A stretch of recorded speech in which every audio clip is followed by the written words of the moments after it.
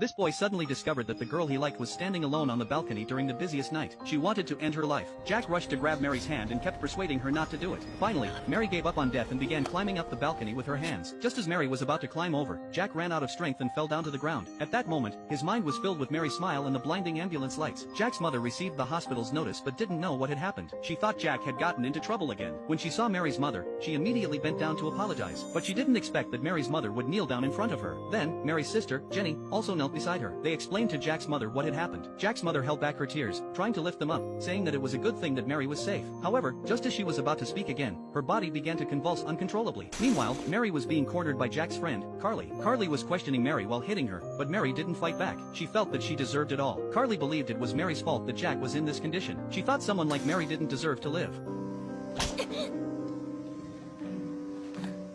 Mary's mother arrived, and Carly began to hit her too. Eventually, Jack's mother intervened, forcibly separating the two. When Mary saw Jack's mother, she couldn't control her emotions anymore. She knelt in front of Jack's mother, repeatedly apologizing. She kept apologizing to Jack's mother, believing it was all her fault and not knowing how to make up for it. She could only keep apologizing. Everyone could hear Mary's apologies, and they all felt sorry for her. From that day on, Mary visited the comatose Jack at the hospital every day, but she was always blocked by Carly at the door. Even Mike, who came with her, was stopped as well. Mary and Mike sat in the hallway, talking. Mary reflected on her mistakes. It was she who had pushed Jack's friends away one by one, and Carly's words made her realize that whether it's kindness or malice, it should never remain in one's heart but must be communicated with others. Even fighting is better than not communicating at all. Mary gradually brought everything back to Jack's room. With her efforts, the class leader and other classmates were moved. But Carly still didn't care about Mary. So, Mary waited for her in front of the hospital every day. She waited until one rainy day, when Mary handed Carly an umbrella. Carly didn't avoid her anymore. This was the last friend of Jack that Mary had won back. In Jack's hospital room, Jack had a long dream. In the dream, he returned to elementary school, surrounded by good friends. No one isolated him. They all gathered around to play games. But in the next second, he seemed to have arrived at another place. Before him was a blank space, with only one giant notification.